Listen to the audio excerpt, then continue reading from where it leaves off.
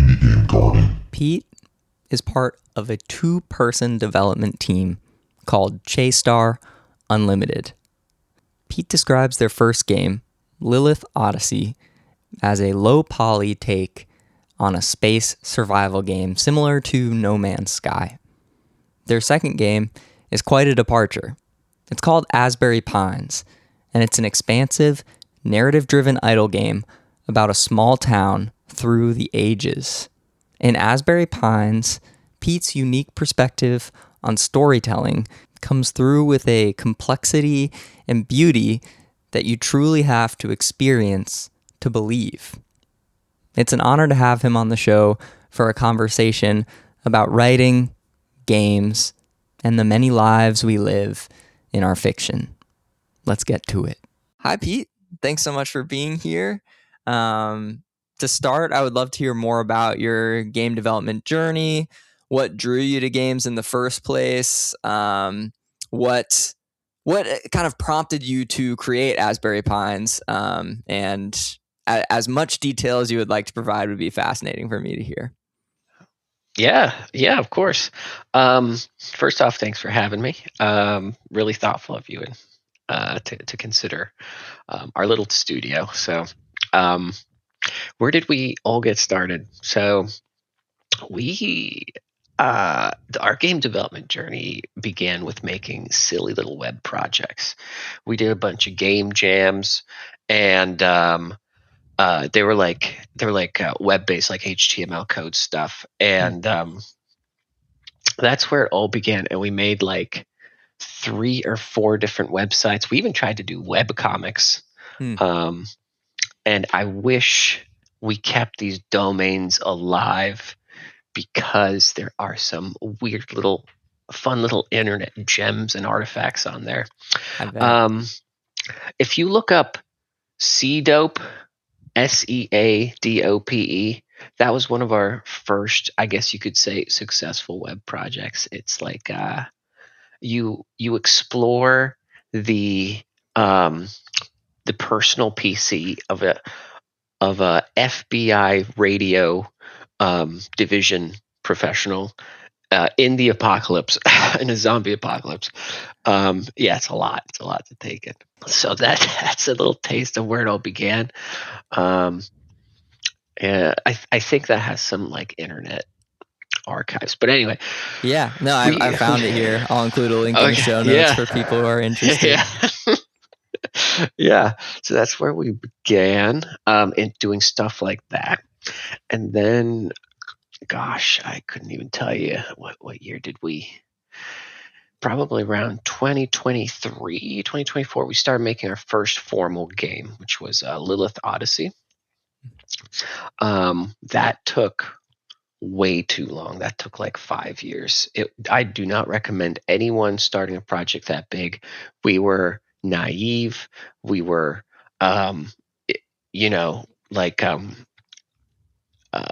more hopeful than reasonable in planning the scope, because what we were doing is like a low poly No Man's Sky. It's a wow. Yeah. That's a lot. Yeah. It's a space adventure survival game. It's supposed to be Oregon Trail put in space, where you kind of deliver a family. It's a cool idea. Across the star. Yeah. Cool idea. How was the execution?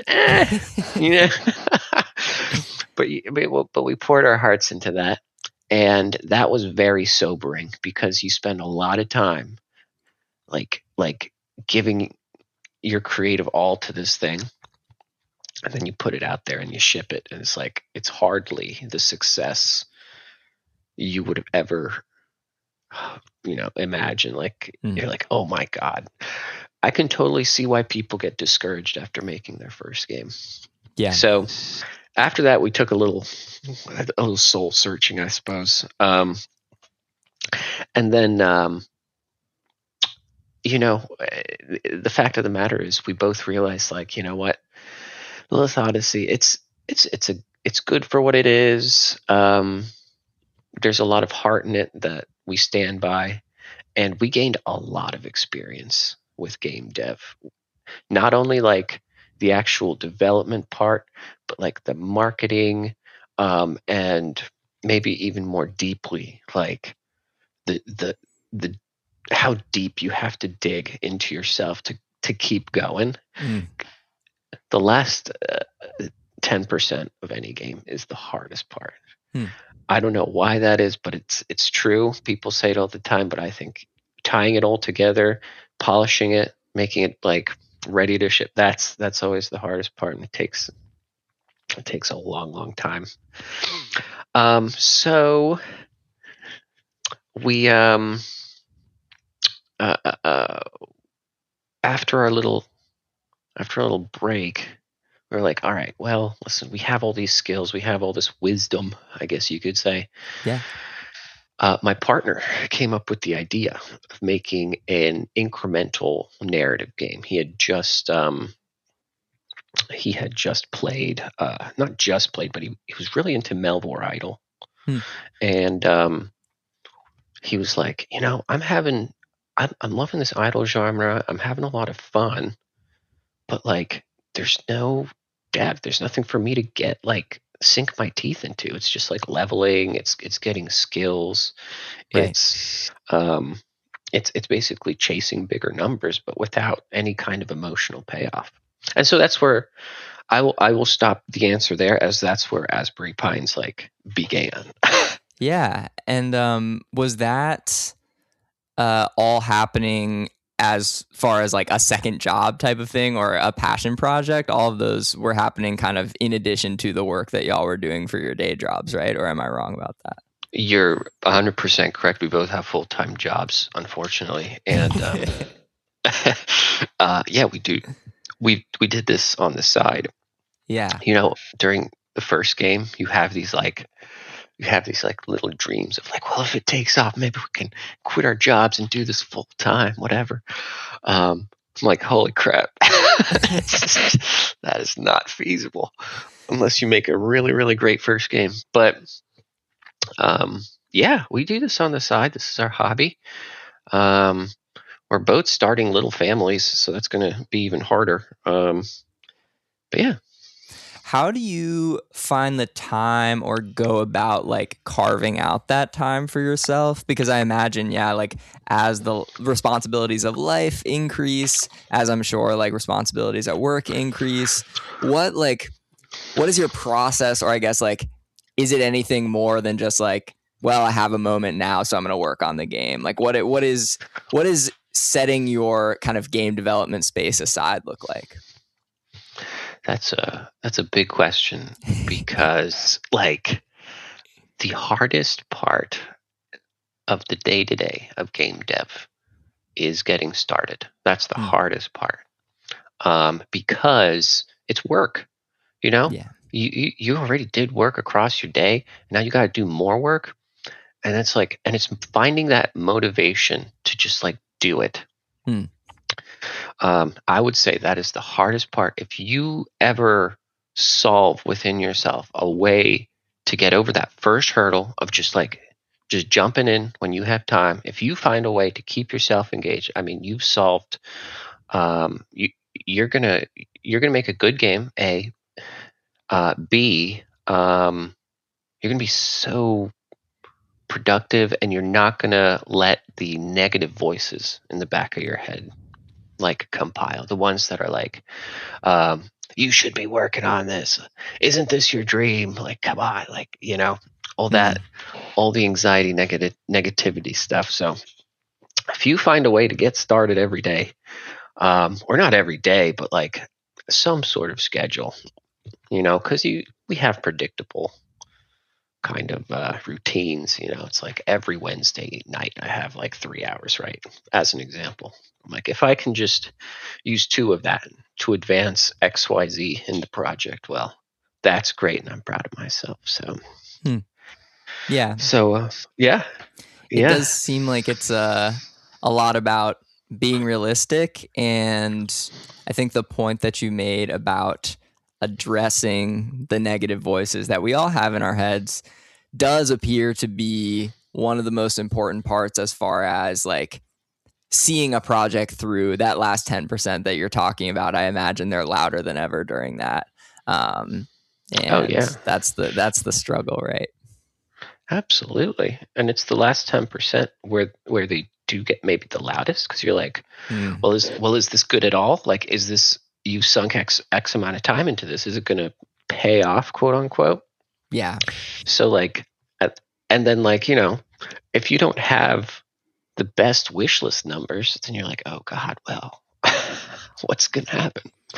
And I Right. will say, as an aside, uh, Asbury Pines launched with not a lot of wish lists, I would say. Um, I think between like 7 or 8,000, I think, which is not a lot. It's Mm. enough to start getting some good blips from Steam. I mean, they at that point, it's like, all right, you're a game with a following, so we'll treat you as such.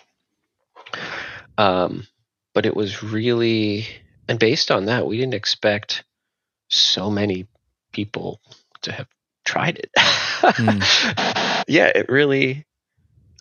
Unless you have a question about like its reception, I don't want to. I don't No, want to I would jump the gun. I would love to hear more, yeah, about this, because this is the fun part where I just kind of get to go off on digressions and learn from my guests. So I would love to hear more about, yeah, reception, how it's grown in the early access period, and also any takeaways that you have. I know you mentioned like marketing being one of the ways that you gained experience and wisdom from your first game project. Any Yeah, takeaways from the Steam debacle that is yeah. trying to get your game noticed would be great. Oh, of course. Okay. Well, I'll say that during the development process, our main form of marketing was probably like Reddit. Hmm. Um, I am I'm the marketing guy, and I'm not like super great, but I find that Reddit is pretty good. Anyway, we built up about 7 to 8,000 wish lists for Hmm. early access launch. Prior to that, we did a lot of testing. We had a Next Fest, and then we had uh, a public test, and then a private test. And I highly encourage developers to listen to the testers, give them a platform, get that feedback. It helped us. I think that's what helped us. All that testing is what helped us have a surprisingly strong early access launch. Because here we are, we click the button. We don't have a lot of wish lists, but you know what? The ones we do have are from um, a very how can I say it, like strong following. Like Yeah. the people just really want to play. That's super helpful, because if you have a small group of folks who are eager to play, who have followed your journey and are invested in your success, well, and who've been listened to, um, they're gonna they're the ones who are gonna like play the game, give you good reviews, which is super important on Steam, and then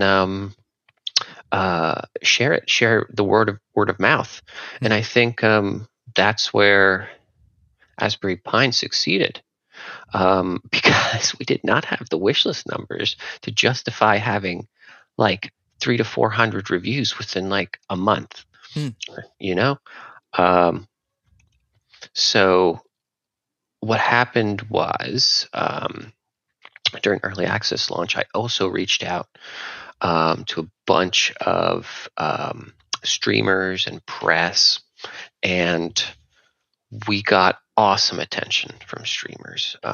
Orbital Potato, Quill. Oh my God, Quill. Do you know?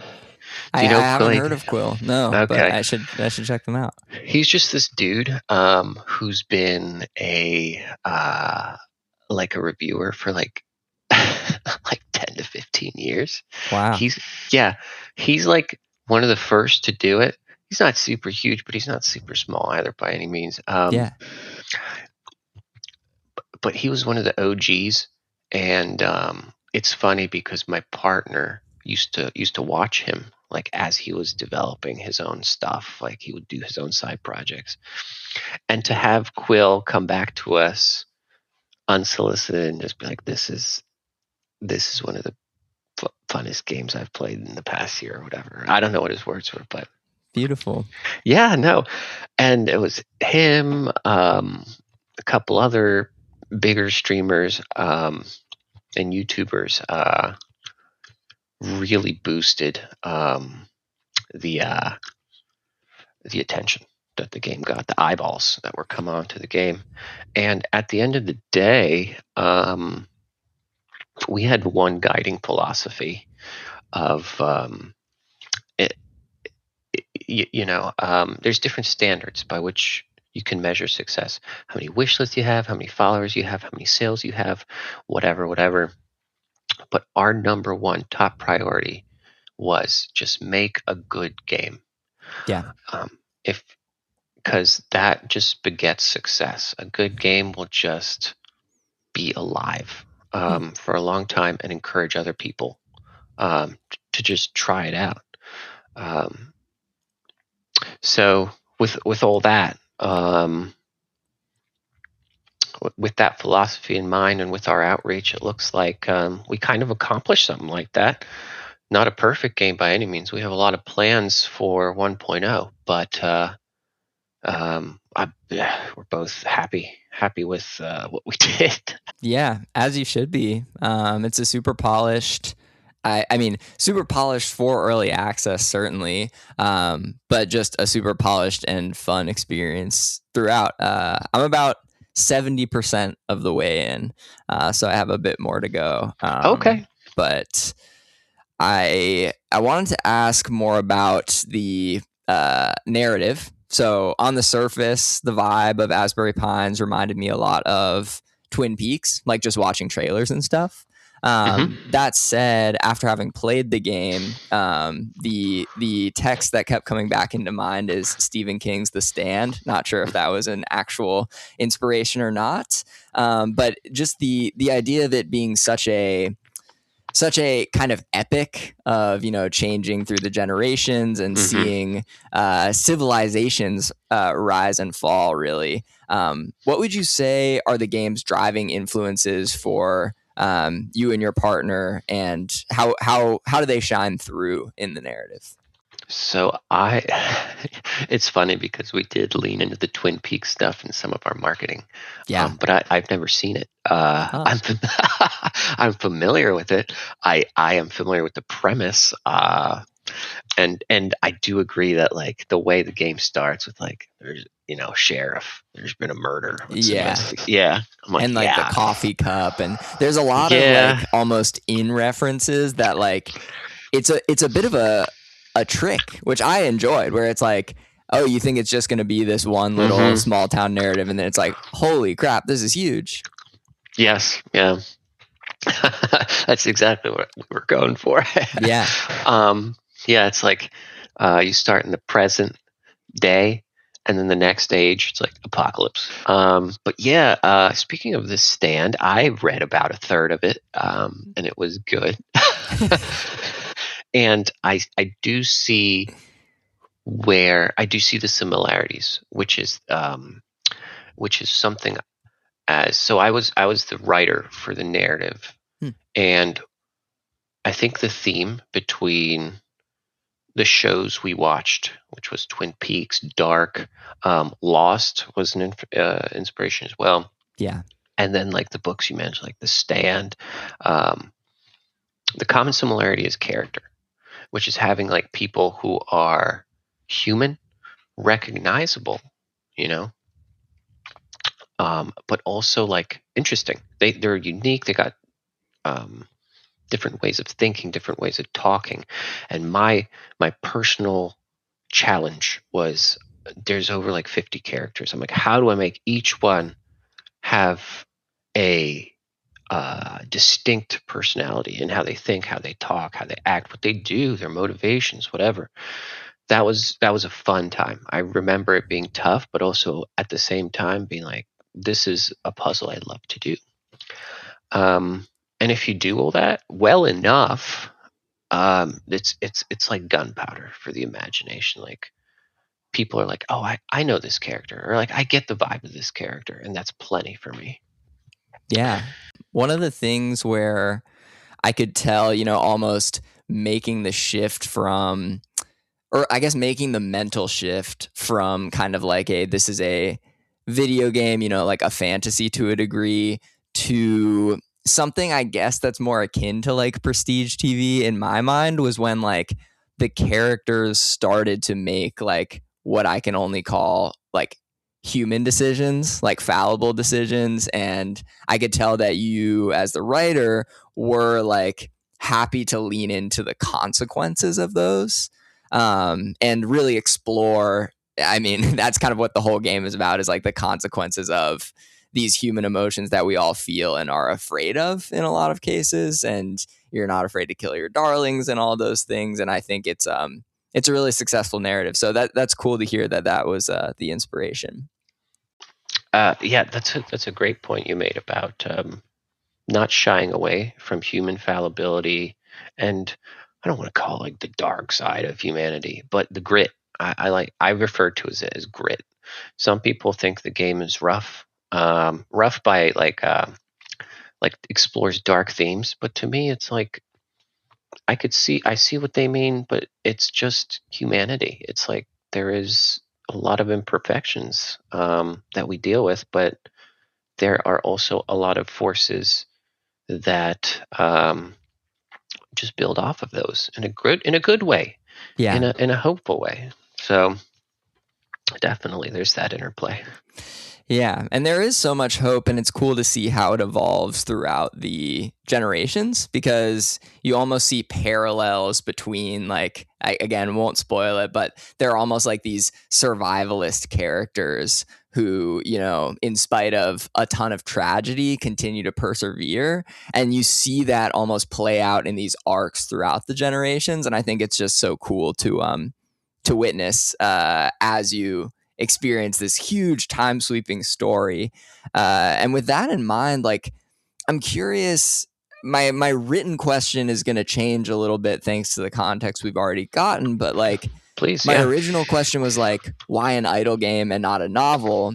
And now, like, I'm just wondering, like, what is your experience with writing in the past? Because this is like expertly written to my eye, and I'm like, I know that it probably doesn't seem that way to you, but that is how it comes off, I would say. And I'm curious, like, is the writing just kind of a byproduct of your like, I want to make this game, and so someone's got to write it, or what is like your interest in writing, your past with writing? Because I think like that's probably the game's strongest point from my view. And it's funny to me to hear that like you started out as a developer making this, a completely different style of game, and then you came to Asbury Pines and were like, well, I guess I'll write it. Like, what's the story there?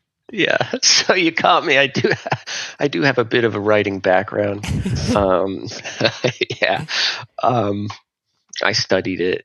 So I was like an English major in college, and Oh, me then too. Cool. yeah, here we go. Yeah, and I did a bunch of creative writing just during that time, and after that time, I also did improv for almost 10 years, and during that time, I did sketch comedy too. So more writing, Yeah. more. I'm keeping that muscle worked, and then in my day-to-day job, I work in communications, so more writing. I gotcha. Obviously, boring corporate writing that is soulless, but it's still you're still using your brain to manipulate words to create an effect, Yep. and so I've just been doing it. It's all I've been doing.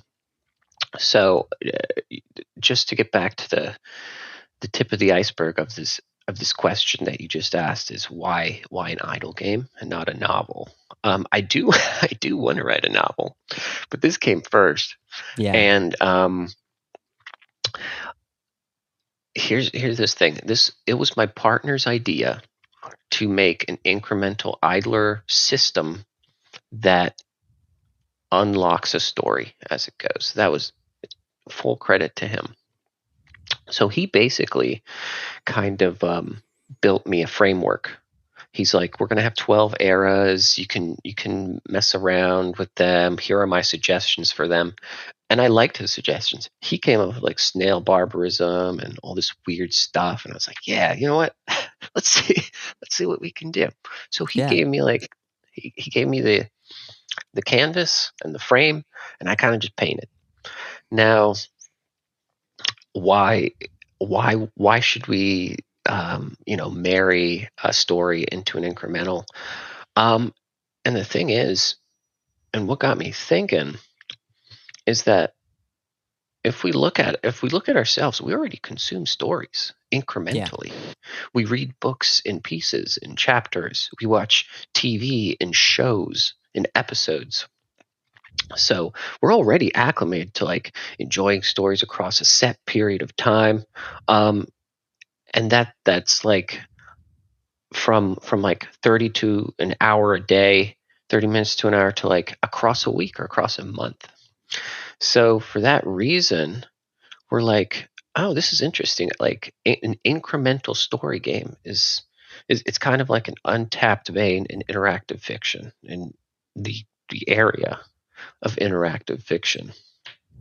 So that was that's when we knew we had a cool idea. But you had some great questions about writing I wanted to get into, and I can't. Yeah, I was basically just like, I was wondering what the writing process was, just as far as like now hearing about your writing background.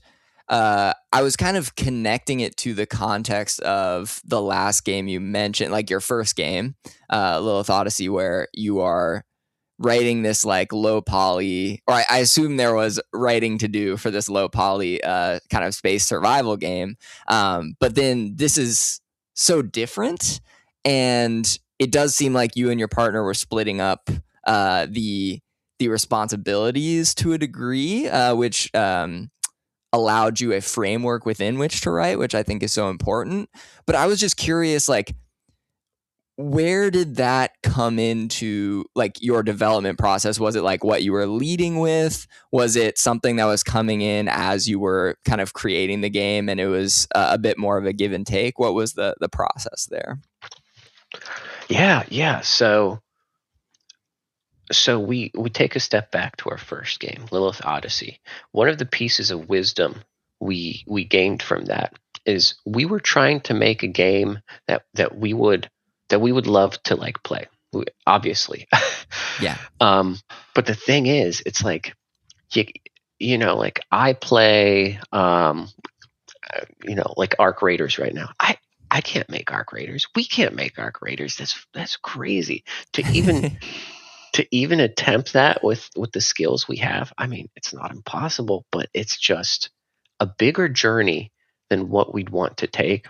Sure. Um, and we realized that's what happened in our first game. We set up a scope that was just way too big and way too demanding on us learning 1,000 new skills or whatever. So, um, a huge scope creep from the first game.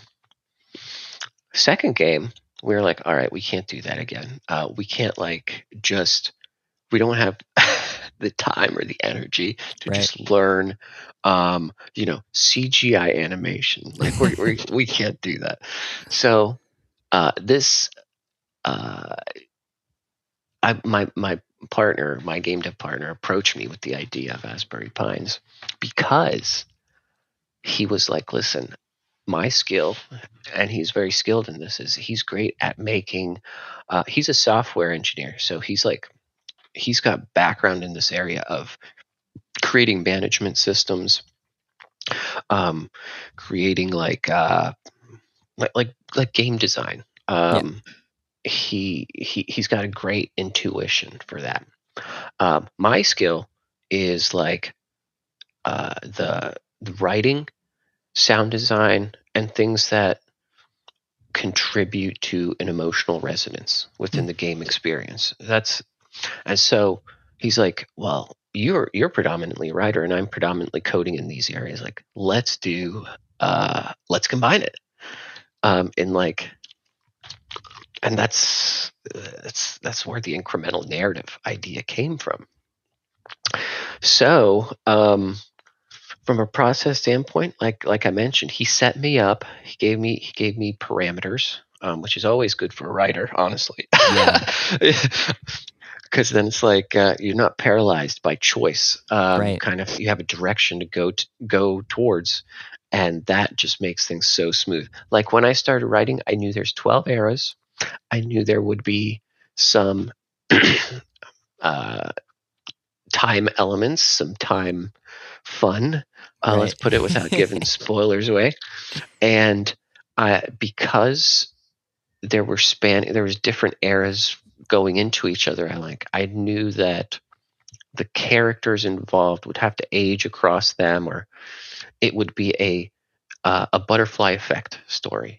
So something happens in this era that affects the next era, so on and so forth.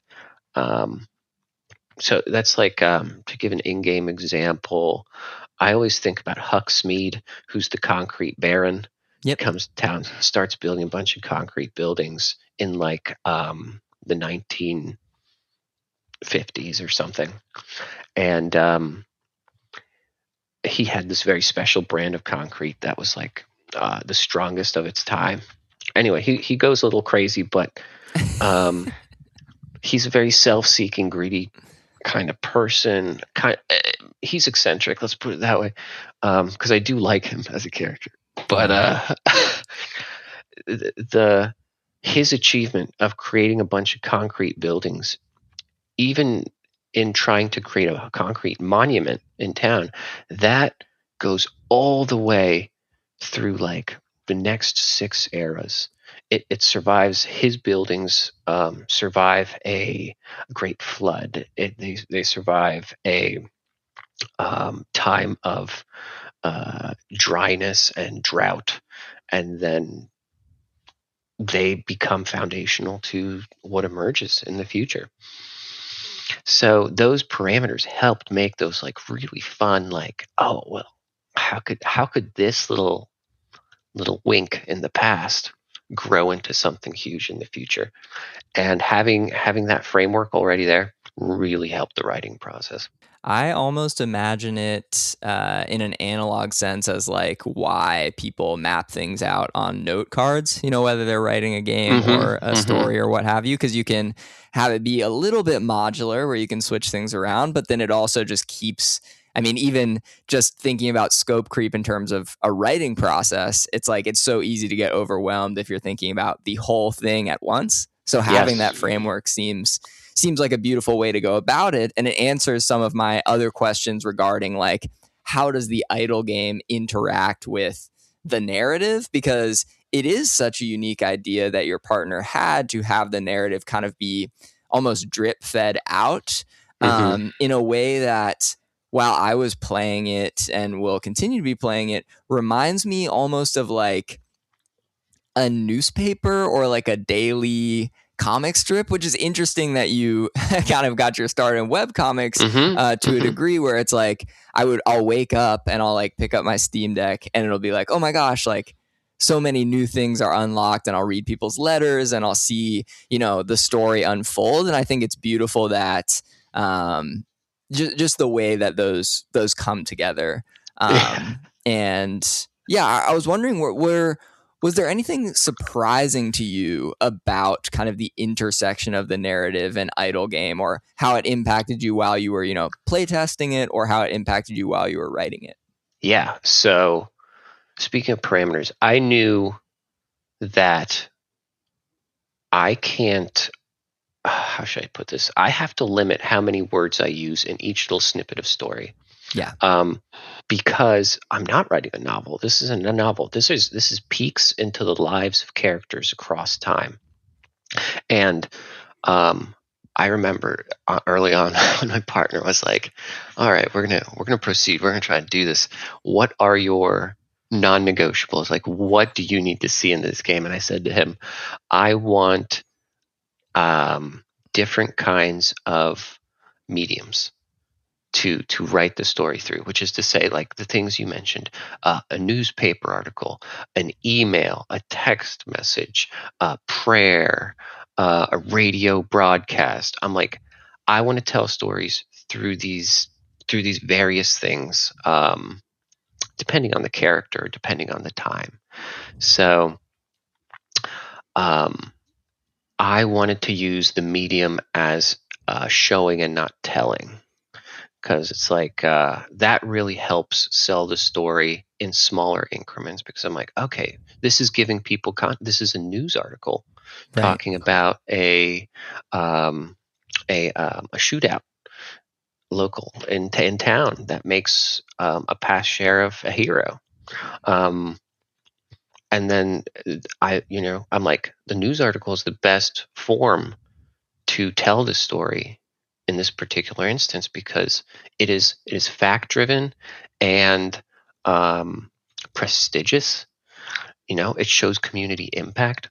Whereas, like, in if I'm trying to show relationship development, I take a peek into the text messages between the titular character Everly Pratis and her husband Danny Pratis, and I'm like, oh, this is how their little love is developing.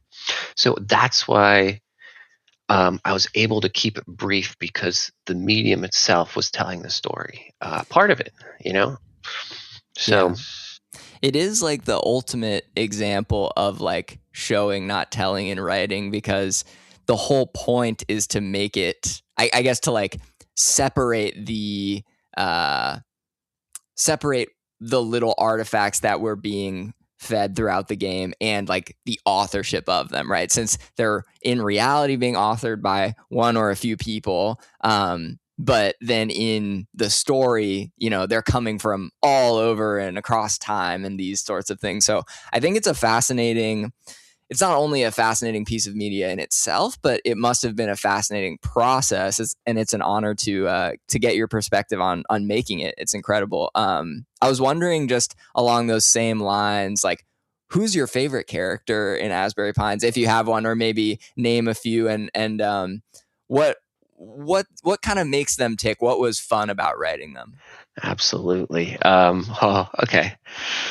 My favorite characters. They're all my babies. Here's the thing. When you, my philosophy when it comes to writing character is, you can't hate them. Yeah. There are there are some mean people in Asbury Pines, but I don't I don't I don't punch down on them, Right. um, because they became mean or are mean for a reason that we can empathize with at some base level. So it's like, and this gets, in the deeper future, during the droughts, when the society's rough. It's like people are bad.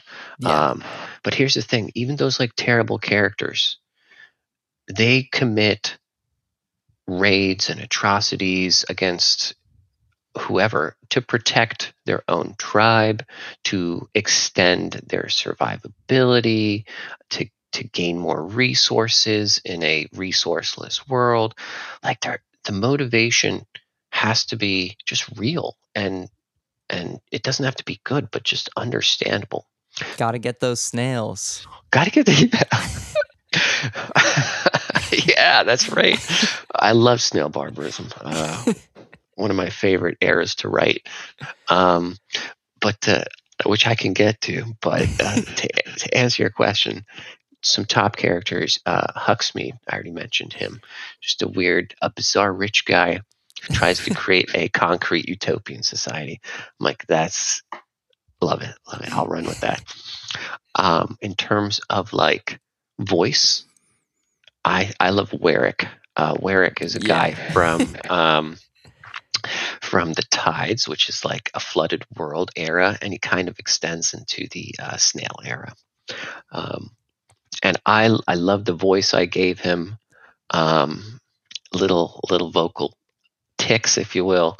Um, so I'm proud of Warwick. In terms of relationship, the best relationship I created, I think, was between the buffalo grass and the daisy weed. Hmm. That one caught a lot of people by surprise, and it's funny because, um, yeah, for the listeners out there, there's like a relationship that forms between a patch of grass and a weed, and they're competitive. I mean, they're competing for resources, water, nutrients in the soil, etc. And they they grow to appreciate, I guess, what each of them offer. And I remember when I was like, I'm going to do this. I'm going to make two mundane things deeply as emotional as I can. Yeah. And I'm like, what is a relationship that I can kind of imprint onto them that is not just like Romeo and Juliet. That isn't just like you know, two people who just are two people, two things that just gotta like learn to love each other and fall in love. I'm like, no, that doesn't that's the low hanging fruit, and I want to reach further. So I'm like, you know what? I think a really complex and interesting relationship is one between brothers, Hmm. people who are very close. They'll do anything to each other, anything for each other, but they're constantly teasing. They're kind of in competition. They're always like they're best friends, but at the same time they're the best opponents. Yeah. Um, so I took that conceit of like a brotherly relationship and put it into between a patch of grass and a daisy weed.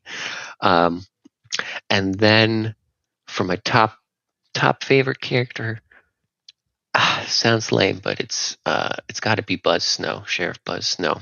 Yeah. Um, he has he has great compassion. He has um, he has stick to itiveness. He doesn't let life get to him, and for that reason, people think he's a buffoon, but in actuality, he's like he's a rock. Like Yeah. that he's the community's like backbone right there, and he has in my personal opinion my favorite arc, my favorite development. Yeah. And even in the example of just that one character in Bud, he's dealing with such, again, human things of like not living up to his, dad's expectations and like Yep. having these, especially in our current era, like being embarrassed online, like all of these very relatable ideas and emotions, and we get to see his story, again, not to spoil it, culminate in something that proves his true character. um and I think it's beautiful, so I can see why he was your favorite. I do have like a couple ways that I loved your answer just now were in how it represents what I think Asbury Pines like does so well on the whole, which was um, in the case of Warwick, we see like he enters and he is a threat to kind of like who I would say is like the main characters original initially, where you're kind of like, oh my gosh, who is this presence that like has Mm-hmm. power but is not too bright and all of these things. And then as his story goes along, he almost like it flip-flops where he is kind of the grunt to a degree, or a person that is then Yeah. being bossed around by the people he was initially threatening. But that takes years and years and years, of like of integration into the society and characters changing. And I think that's beautiful. And then the other thing I wanted to mention is you said, a relationship between two people when you were describing the relationship between the weed and the patch of grass. And then you kind of Mm-hmm. corrected yourself. And I almost think that's kind of the magic of particularly of personifying or giving emotions and voice to nature and to like bugs and animals, is that they do read like people. And another magic trick that Asbury Pines does related to that is like it gives the player reason to, I think, outside of games, one of the things I'm always fascinated by is how we can take our learnings from games to the world and see like so many systems are going on around us that we have Mm-hmm. no perception of or no interest in perceiving a lot of the time. And I think it's gorgeous that you're able to evoke that, just like you're saying, showing, not telling, just with that relationship in particular, and with all of kind of the interlocking relationships that are not human to human. This is a kind of a note on game development itself. Is Yeah. You have to find a way to maintain curiosity in your own project. If it even Because it's inevitably going to become a job. It's inevitably going to feel like a chore, like something like a monkey on your back, like something hanging over your head, um, and it's going to and if you let it sit like that, as framed as a chore, as something that's not fun, well, then it's not going to be fun, and that not having fun may shine through in the actual development. You're just like checking boxes to ship a product. Yeah. So, um, one of the things that I kept challenging myself with is maintaining curiosity, and that's what you just touched on, is like imprinting a human relationship onto nature, Yeah. right? And then playing with the idea, seeing what comes about. It's I'm not going to say it's like easy to maintain that curiosity, but boy, does it help create something that is delightful, that will surprise the player, in a meaningful way. So yeah, that was my driving kind of perspective when it came time to sit down and write. Is like, well, how can I play with these guys? How can I challenge preconceived notions about this thing, about a tree, a bug, a ladybug, a stag beetle, a prehistoric lizard? How can um, I, it started with just a series of questions of like, um, if this is true, then what else is true? If this patch of grass observes the world and is trying to soak up much sun and water and nutrients, well, then if that's true, then how does he feel about some invasive species coming into his place? But then how does he feel if this same invasive species brings to him sights and stories he's never experienced before? So it's like you build off of what you of that premise, that you started with, a fun one, I hope, and then see where it goes. Yeah. That's great advice. And I think in particular, it is advice not just for having a game idea or working on a game, but seeing a game through, because Hmm. maintaining the curiosity is, it's very separate, like you said, than like um, making the thing necessarily. But I think Hmm. maintaining the curiosity is um, necessary to be able to, as we talked about earlier in the interview, like sit down and use, 2 of those 3 hours that you have free to work on the project, which is obviously key for pulling it through the finish line. Also key is music. You said you were doing sound design. Did you write the music for the game? What was kind of the process there? No, no, I didn't write the music. For the first game, Lilith Odyssey, I produced the soundtrack. I don't. There's one song that I kind of wrote myself, but it was just so time consuming that I would just. I found it much more time efficient and really like good quality if you just work with actual artists and connect different pieces. One person makes the music, so the other person sings it, backing vocals from someone else.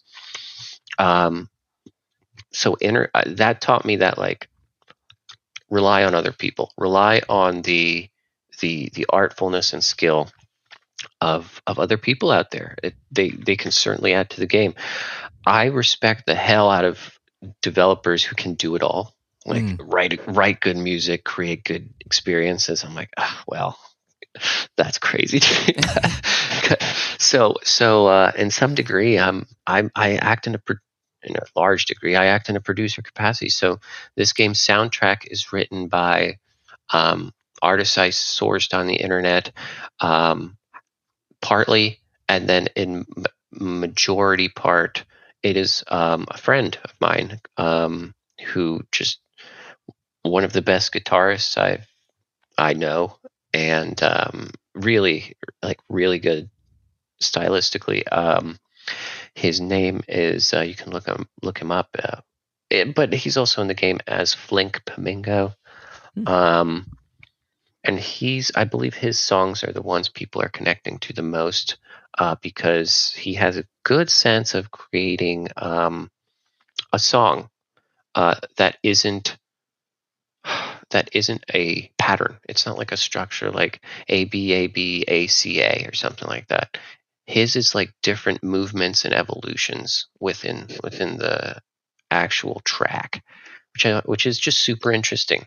Um, so yeah, that was the approach to the music. We're certainly looking for more tracks from Old Flink as we approach 1.0. I can't tell you how many, but oh gosh, I would like three, four, five more tracks at least. Yeah. Um, as many from him as possible. But he's got a band, he's got his own thing going on, so I gotta work with his schedule too. Yeah, yeah. We'll put Flink's links in the show notes if you want to Links, check out more links. of his music. But yeah, it's gorgeous. It's kind of like, as you said, this very stylistic guitar that's droning at times and sounds, very folksy and evocative of time passing in this place that has all these pine trees. I mean, it's called Asbury Hmm. Pines, and yeah, I love it. Um, the game is still in early access. And I was wondering, as we get closer to the end of the interview here, what your goals for the full 1.0 release are that you can share, if any. And I was wondering, yeah, if you just had any ideas about kind of like what's next, what are you still iterating on? Because to me, playing it, it seemed like really polished. So I'm just wondering, like, what's the iterative process for y'all? Yes, I really appreciate that. It was painstaking to get it to early access, but the biggest criticism, the biggest point of feedback that we're getting is the economic system. That it feels a little too repetitive. Like maybe Mm, like once you get like halfway through, like it's um, applying the same approach to the formula at hand. So it's mm, like um, you're moving characters around in your economic production machine to get the resource you need to advance the story. right.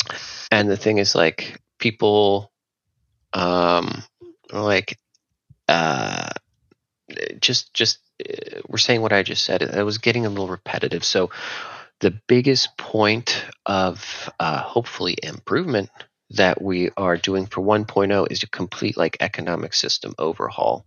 So whereas the focus right now is moving characters around to create production possibilities, our new focus is to grow and develop characters into particular engines within that Mm, like economic framework. So for example, in 1.0, you get Sheriff Buzz Snow right away, and you can evolve him to be really good at work or really good at researching government perks. Um, so, so he becomes a pawn with a specific purpose I see. across the life cycle of the game. Yeah. Um, so there's less moving around of characters and more of like, how do I want to grow these based on what I need? Hopefully that works out. I think it's I think it's really intriguing because this approach, just based on our framework of it, is going to create a lot more character depth and a lot more connection to character from the player, because they're going to be like invested in the growth of these characters and the creation of them. Um, so that's a really big area that we're focusing on. But there's going to be tangential changes based off of that. So artifacts are going to be equipable and they're going to give bonuses. So once you like research it, yeah, you get a little resource boost, but hey, you can also like pop it onto this guy and he gets like +2 scavenging skills or something like that. So that's another thing.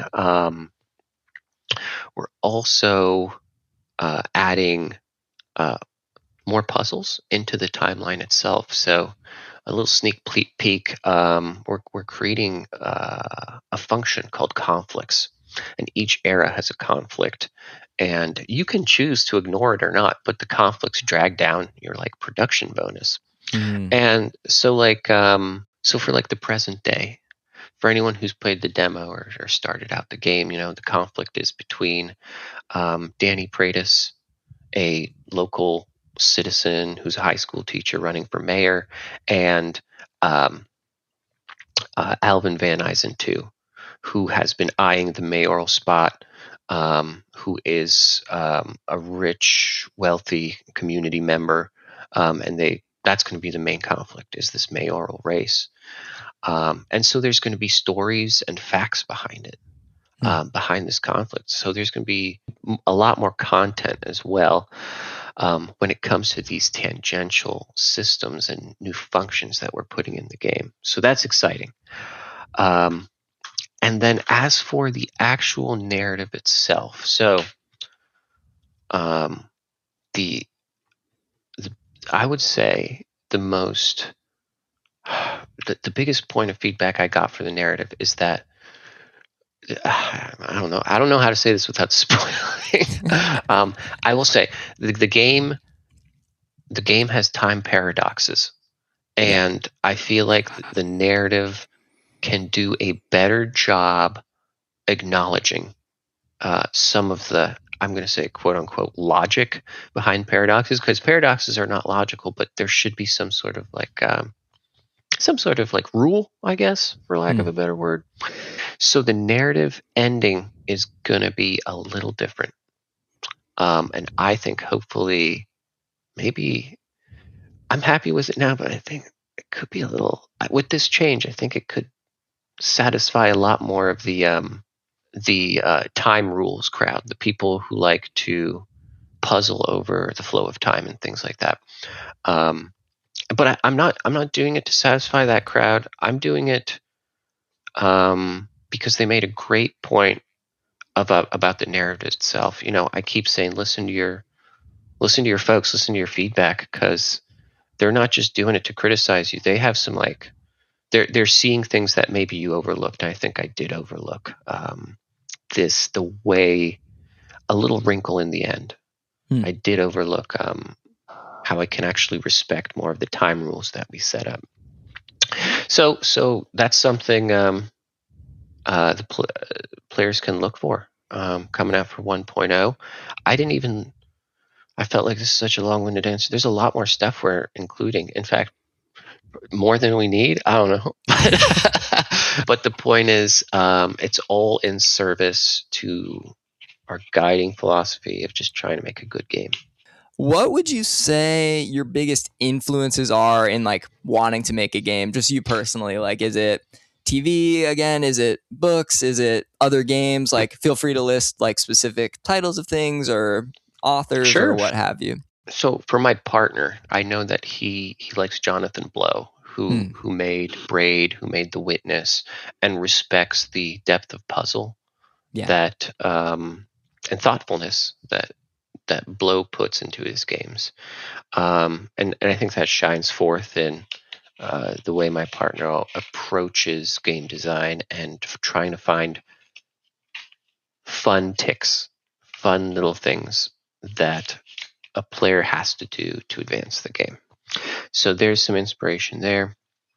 Um, for me, um, when I am writing Asbury Pines, um, I like to think back to games that have made me feel something. That games that stick with you because they like the base level of gaming.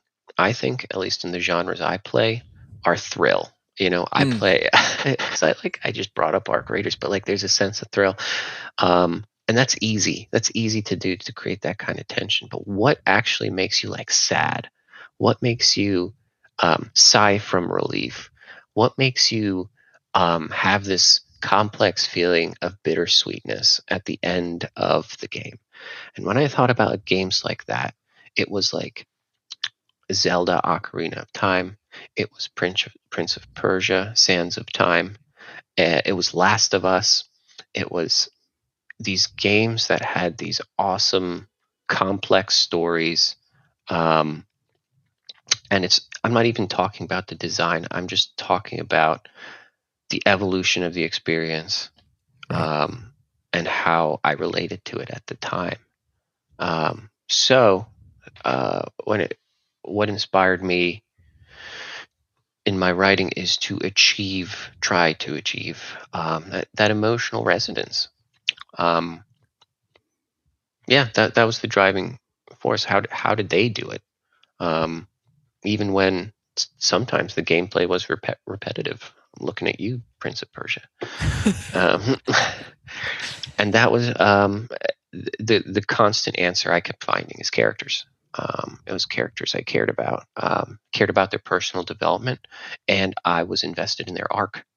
It's gorgeous to me to hear, in doing this podcast, I hear a number of different influences, but how something, like a Last of Us or like an Ocarina of Time, these games that are, on their surface so like disparate from what Asbury Pine is, so different, um, that can inspire something like it and have them all be a part of, the same umbrella. It's a huge umbrella in games, but Hmm.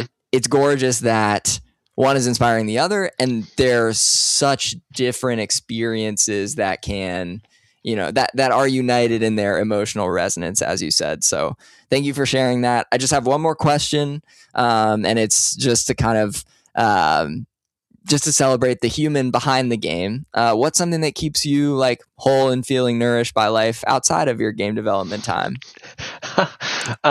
Yeah. Uh, so I play pickup soccer. I play IM soccer. I think the body and mind are connected. You got to do something for the body to keep that mind a little sharp. So Totally. yeah, yeah. So soccer, hiking, another thing I do enjoy.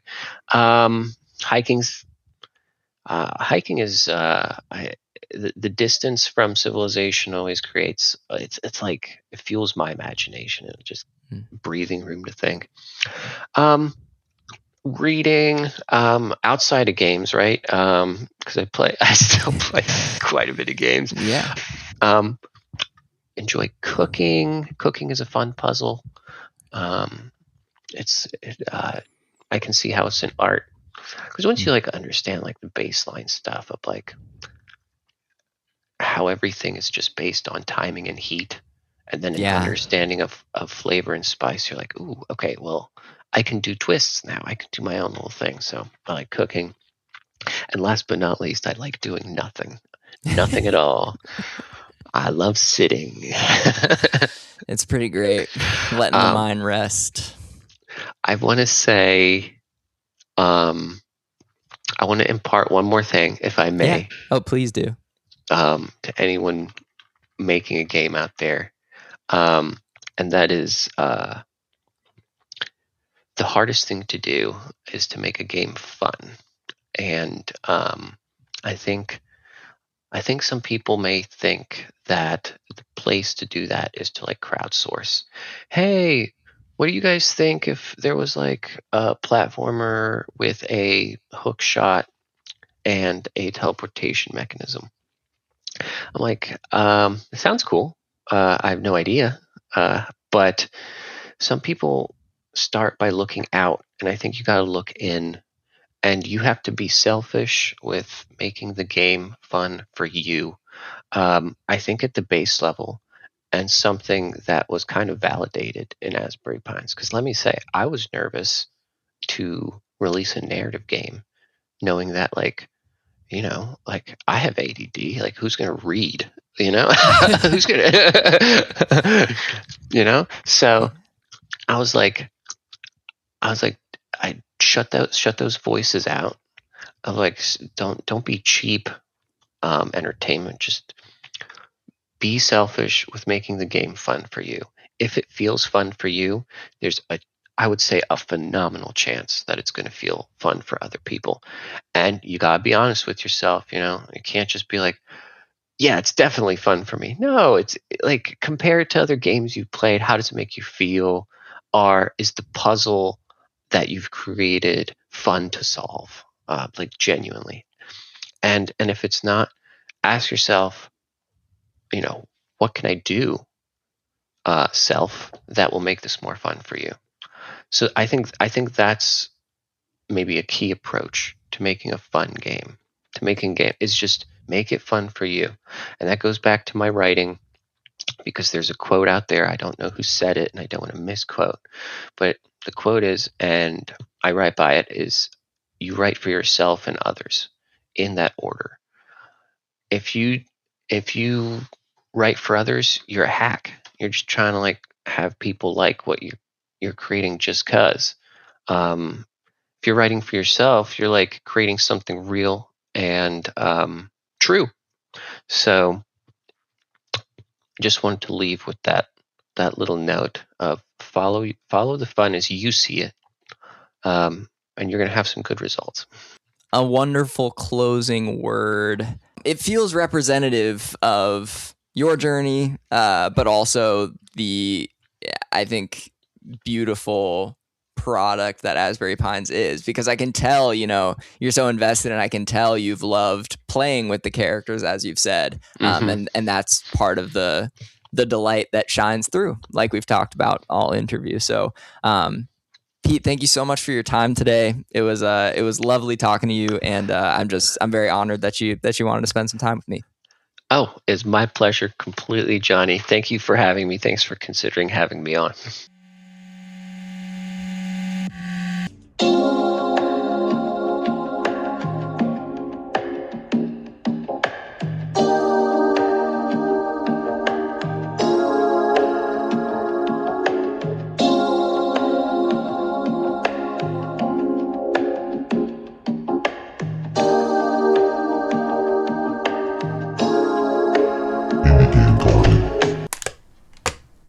And that was Pete of Chaystar Unlimited. Quite the convo, quite the inspiring person. It's always wonderful to talk to devs. Particularly, I feel like I connected with Pete because we're both English majors, we both have a creative writing background, and we both approach games because of how special it is to tell stories through them. And Pete's certainly taken this farther than I ever have with making such a beautiful game in Asbury Pines. I haven't played Lilith Odyssey, but I'm excited to give it a go, particularly after this conversation. If you're interested in anything that we spoke about, and particularly if you're interested in supporting Pete and his partner's work at Chaystar, you can buy Asbury Pines right dang now. It's an early access, and as you heard, he's adding a lot of features for the 1.0 release, but I've been playing through it in early access, and it is truly a sight to behold. So if you have any interest in idle games, or if you like wide-sweeping narratives or just good stories, you're definitely going to find something to enjoy here. I've been playing it on the Steam Deck. It runs really well. You can also play it on your PC. So I'll be putting the link to pick it up in the show notes, and please, please, please go do that. I'll also be including a couple links to the other things we spoke about that you can find in the show notes as well. I've been diving into my reconnection with adventure games recently, and I think it's particularly pertinent considering that Pete and I spoke a lot about narrative in this week's interview. And I think one of the things that gets me excited about reconnecting with adventure games is that they, in particular, feel like a wonderful vehicle for storytelling in games, and something I can connect to and strive to create. And so I've been, like I said, playing around with pixel art, and definitely thinking about how to tell stories through games, and through adventure games in particular. digging in a little bit to Power Quest, which is the engine created by Dave at Power Hoof, which is the small development team behind The Drifter, an outstanding adventure game, quickly become one of my favorite games of all time. And so I've looked into a couple of other games, both in Power Quest, or made with Power Quest, but also just outstanding adventure style games that I can sink my teeth into, particularly with the Steam Spring Sale being on recently. And I have a couple recommendations. So if you're into adventure games, want to explore more, definitely The Drifter first and foremost. Once you blaze through that, here are a couple others you can check out. So one is called Locomotive. It is a classic style train murder mystery. Another is called Kathy Rain. So there's Kathy Rain 2 Soothsayer, which is the most updated one, but then there's also Kathy Rain 1, and there's like a director's cut to that. And Thimbleweed Park is another one that was made by the creators of the Monkey Island series, which is a classic retro adventure game that everyone holds up as kind of the pinnacle. There's also any of the remastered kind of LucasArts style Tim Schafer adventure games. So Grim Fandango is the one that I would hold up from that bunch. And then if you're looking for a little bit more of a homemade vibe, but still extremely polished, there is the Telwinium, which is TELWYNIUM, and that is on itch.io for name your own price. The art is gorgeous, and particularly if you're looking for something a little cozier, a little more fantasy coded, that's going to be perfect for you. Powerhoof also made a game called Peridium, which is smaller than The Drifter, but very similar in tone and style that I think you would really enjoy. That is P as in pool, ERIDIUM. That's also on itch.io. You can just look up Powerhoof there. And then one last adventure style game that I've only dipped into a little bit, but I'm super excited to go back to because boy, is it an incredibly illustrated and told story. It's called The Crimson Diamond. I believe it came out a couple years ago, but it's got this very almost the thing I can liken it to is the Case of the Golden Idol art style to a degree, but it's very vibrant and the story is top notch. So that's just kind of my little spiel this week, is suggesting some outstanding adventure games. If you want to go back to the adventure game that kind of started it all for me in games, it is Jordan Mechner's The Last Express, and there's an edition of that that's playable on Steam now, which is awesome. I first played it on an iPad mini back in the mid 2010s, and that was a lovely experience to have with my dad. So all those and more, thank you so much for listening this week. Support the artists in your communities, because art is kind of what keeps us living and breathing in these troubled times. I'm sending my love, and to show your love for the show, you can just tell one friend about it. I don't do anything to advertise, so word of mouth is the lifeblood. And you can also follow me on YouTube or Instagram, Indie Game Garden, on both of those platforms, or on Blue Sky, I am Darth Malks. Thanks again, and I'll talk to you next time. Bye.